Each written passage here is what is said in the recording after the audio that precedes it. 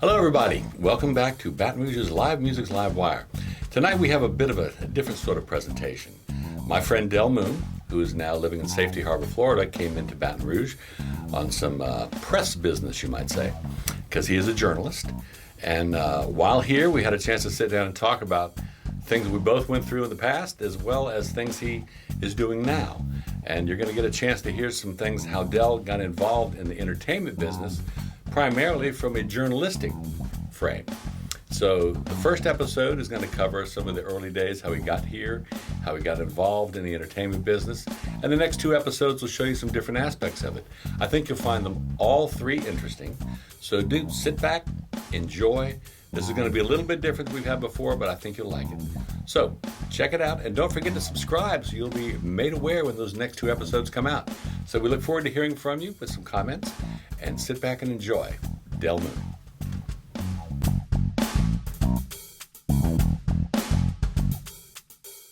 Good evening, everybody. Welcome to another episode of Live Music's LiveWire.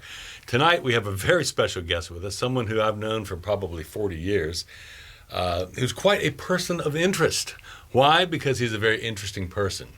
Mr. Del Moon, who I have with me tonight, is not only a journalist, he's a musician, he's a press secretary, he's an event coordinator, he is a little jack of all trades in a very general way, who's been involved not only in the music business, but has marched on LSU's football field with Tiger Band, and is now in charge of a project that is going to be very interesting. We're going to talk about in just a moment. Mm-hmm. So, without further ado, I'd like to welcome Mr. Del Moon. Del, how are you doing? Well, thank you. That sounds like I've done so many things. I've worn so many hats. You see what it's done to me.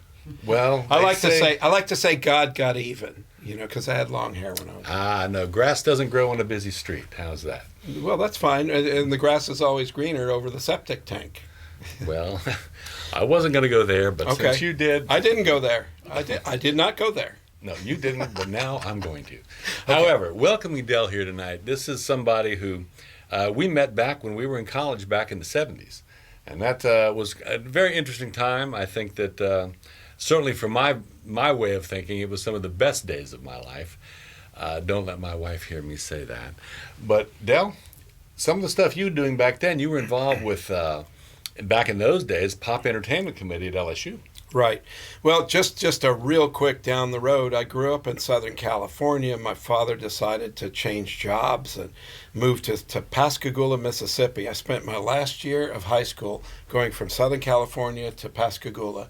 And I was wanting to be in the USC band. I was going to be a Tommy Trojan. Now, my life is over. But my assistant band director over there in Pascagoula said, they just won an award at LSU. Go check them out. It's like they recruited me. I loved it there. And I got in. Believe it or not, the audition worked. And that was the beginning of everything. That's why I came to LSU. And so I was involved in that. I wanted to be a journalist, and I was in the first graduating class of broadcast journalism majors. So I was working on that at the time, and I wanted to maybe go into entertainment and write about bands. And, I was like everybody else. I wanted to be in the middle of the hot culture and all that stuff. And so I just, by doing volunteer work, I was named chairman of the Pop Entertainment Committee at LSU. Right after the Assembly Center had just cranked up. There was nothing bigger. New Orleans didn't have a facility as large. So we got all of the big shows. Every 8 days or so, there was a major act. It could be Lawrence Welk, but it could be Grand Funk. And so I was the campus ambassador. And I also got to have a vote. Here's the 3 things we've got. We're not sure what you want. Well, let me take it back to the committee. And I did. I got people's opinions, but I got to bring back and say, this is what we want. So I was really got involved in processing. I want to be an impresario. This looks like fun work. And so I got to meet all the artists and welcome them to campus. I also had to make the no smoking announcement, and a lot of you booed me. But I've been booed off the stage for other reasons too. You jumped off the stage for other reasons too. We'll get to that in a little bit too. In a little bit. So that was an interesting moment. So from those two things, I ended up working for the Gree magazine, The Alternative, and I was delivering papers, I was selling advertising, and I was getting paid a little bit of money for some writing what I could get. And a lot of very talented people went through there. So I kind of crafted my way through. I hooked up with Eddie Allman. We know him as Christian Allman now. And we had this Reviews Brothers, this crazy Reviews Brothers thing that got a lot of attention. And there was method behind it because two guys could work on one gig and share it. And we wanted to do capsule reviews instead of long-winded critical review. That's my opinion. This should be what it was. No. Is it good? Is it bad? Thumbs up, thumbs down. So we were just like every man. And when I went into television, they opened up the things. How would you like to do arts and theater and all of that? Well, I happened to work for 2 years in the Union Theater as a doorman.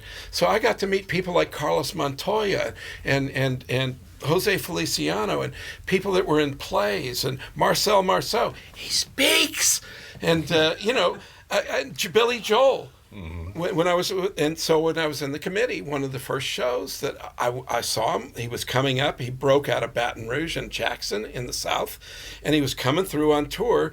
And he'd been an opener with a solo piano with the Beach Boys 6 months before. And I said, let's get him in here. We booked him, immediately booked a second show. I got to spend 90 minutes with him backstage. Just this guy, his eyes were wide because he knew it was coming. And it was great. And it got me all excited about it. I've got this access. So I started writing little snippets with all these people I was meeting and getting it over in the Gree. And the guys at the Advocate were being told, well, Baton Rouge, well, we got Atlanta and we've got Houston. No interviews. We got to get to the next gig. Too tired. But I'm meeting them backstage and getting quotes. So and from there, you meet the publicist. They think you're okay. You're okay to talk to other people. They start calling you. Hey, how'd you like to interview so-and-so? Chuck Mangione came to me that way and for one interview. That was great. And I had the great opportunity, what I call one of my great accomplishments as an early writer. I wrote the first newspaper long feature about Randy Jackson. As a bass player. He had just gotten out of Southern's Jazz Institute and was coming back off a tour with Narada Michael Walden and Jean-Luc Ponty. And I just got with him and he was all excited. And we all know him as American Idol and all that down the road. But he was a producer. He produced a lot of great stuff. He did. He discovered Mariah Carey. And he subbed in Journey for a time, and the bass player. And I was working at Channel 2 TV, and we took a camera out and had a good old time together. So it's weird how things kind of do that. Well, Randy, interestingly, they actually offered him a full partnership in that band in Journey. Oh, really? And he turned it down. Oh. Yeah. Somewhere on the wall up here, I got a picture of Greg Wright and Randy Jackson together. No, you know what he said? Don't stop. I believe in. Oh. But in addition to all of those... It's not bad. It was quick. In addition to all those, I would think you had a chance to meet George Harrison when he came to LSU Assembly. And this leads to one of the next big things involving music that I got involved in, because I was already, starting to want to do music, and I was interviewing all of the starting to get interviews with all these popular artists of the time that were my heroes. Well, of one of the acts that I got to go meet and interact with was George Harrison, the Dark Horse Tour. We drove out to Ryan Airport. The whole plane was all wrapped with the Dark Horse. All these people coming down, Ravi Shankar and all these people. And here comes George with a Hawaiian bodyguard, and his dad, this little diminutive guy. They're both dressed in black. They both have long white hair. And I'm like, this is another world, to shake hands. And the bodyguard sat in front and put his arm around Bill Haidt, the advisor. Like, I'll grab the wheel if the first thing happens. I've got pure gold back here. So the old man wants the window. So George sits in the middle, and I'm sitting there with him for 15 minutes, and he's touching me. so I'm surprised I had a conversation at all. But he turns and he starts talking to me and says, I really love coming here. I've been waiting to come here. I love all the New Orleans acts. We listen to all those records. They're all our heroes. And he says, do you know if Ernie Cadeau is still in Baton Rouge? And I knew enough to know Ernie Cadeau and Mother-in-Law from going down to New Orleans and hearing it on a jukebox. That's about as far as my knowledge was at that time. And I said, I didn't. So I don't know, but let me find out. Well, if you can find him, bring him backstage for me. I'd like to meet him. So I couldn't find him.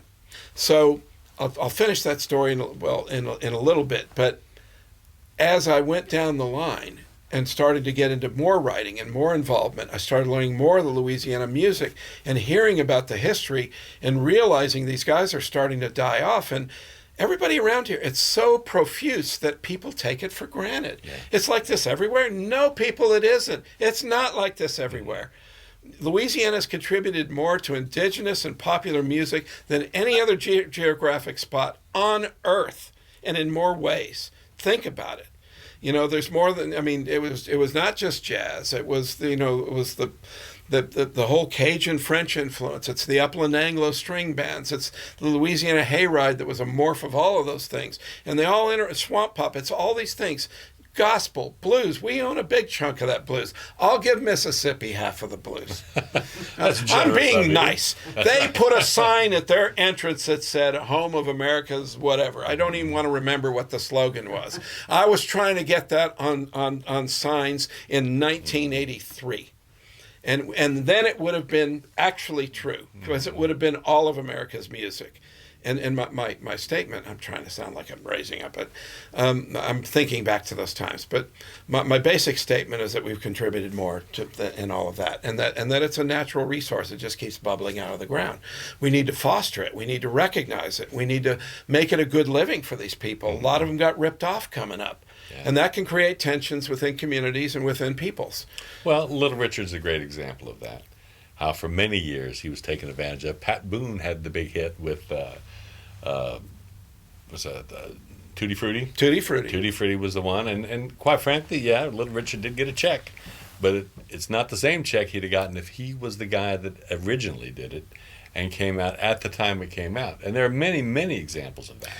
All through history. I have a Pat Boone story that ties into what I'm doing now as media director for the National Senior Games, think Senior Olympics. It's one of the largest events in the world. Pat Boone plays basketball on a 3-on-3 team there. I've gotten to meet him. I had a steak dinner with him, and I asked him that question. I said, he was so open and so honest and so real. I said, well, let me test him. I said, you know, a lot of people feel like folks like you were just taking bread out of other people's mouths. You know, what do you think about that, you know, and what people see you possibly in history in that light? And he says, Del, it's exactly the opposite. I know what you're talking about, but it was exactly the opposite. And let me explain. He says, those artists were never going to get on the radio. It took people like me to take that music and put it by a white artist so that it could be heard, and then it would filter back to where those people would go discover those artists. And he says, that's the truth. And he says, and I'll prove it to you. Fats Domino was playing on the French Quarter about 10 years after, you know, I did Walking or whatever song he did. And he stopped the music when he saw him standing up there, and he said, everybody, I want to introduce you to my friend Pat Boone. He says, Pat, come on down here. And Pat said he came down, and he says, I want it. This man did as much as anybody to get my career going off. He says, you see this ring here? And he had that famous ring with all the diamonds, and he says, this man helped me get that ring. And he says, that's good enough for me. So if you want to, it scrambled my brain. Yeah. You know, he did scramble my brain. But anyway, going back to George Harrison and all of that, when I was sitting down with Eddie Allman, having a beer, and for the 10th time saying, somebody ought to do something about this. We need recognition. Boy, you could take all that money and help people with it. You could give them training. You could, you know, tell them what, so they understand what the music business really is, so they don't get taken advantage of. And Eddie just says, well, why don't you just the hell do it then? And I said, I was feeling pretty, you know, that moment where you're like, well, I just might do that. And 3 years later, I was already working television. I did research. I went up to Nashville and looked at the Hall of Fame there. I talked to people. Merlin Littlefield up there with BMI, he was so supportive. I wrote letters to all the captains of the music industry. I got one letter back, Merlin. And 3 years later, they announced the Rock and Roll Hall of Fame, and some of the concepts I put in my letter were included in their opening. So I'm not going to make a big deal out of that. But there's a lot of stories that need to be. Where's Pat Boone when you need him? Well, yes. I think people are afraid that stories would be told that they don't want in the media centers, in the music business centers. They didn't really want a lot of these stories to be told. And I came to that realization, and it was a cold chill. Because I knew I was on my own at that point to try to get it done within the state of Louisiana. Maybe an endowment arts or something. I put a blue ribbon group together, included the Secretary of State. I had Alvin Baptiste from the Southern Jazz Institute. I had people that represented all segments of the society. I went by the nonprofit book. This is how you do it. Form a corporation, get your bylaws, get your mission, and get those people together and start doing some fundraising. And the fundraising never got going, but I set the structure up. I didn't want to induct anybody because then there would be that, you're just doing this to get attention for yourself. I was highly, highly concerned about that. Well, yeah, I wanted to be the caretaker. I wanted to be with it for life, but I never wanted to be the middle of it. At some point I would find my role. But until that point, I wanted to make sure it was taken care of and that it would not be usurped and used for an inappropriate purpose or buried somewhere. God bless the people at the state. They do a lot of great things. They fund a lot of great cultural things. They've never given me a dime, and they've never given Mike Shepard a dime. Had we gotten something like that, we probably could have showed how this actually brings dollars into the industry. Into the whole industry, but also into the economy in general, because the food is one thing that brings people here. Music brings people here. Yeah. So those are two things that start a ball rolling. That's what they fund all the tourism, is the music. Yeah, and they always have a big music artist come to New Orleans. Yeah. Why don't they come to New Orleans and take the music trail? Mike's got a concept for that. I'd thought of something similar. Let's get a music module into all the public schools that teaches the role of Louisiana music in its own history and in the history of America, particularly in the 20th century. And where the roots were going back into the 19th century, which ties into American history and culture. It's totally integrated, and it needs to be taught so that those kids know it. And so when they hear that trumpet or the brass band or the other thing, maybe they want to play like Louis instead of, let's just go get an R&B thing, or I just want to do rap, that's all I hear and that's all I know. Let them hear all of this stuff. Let them be exposed to it. Let them understand it's their lineage.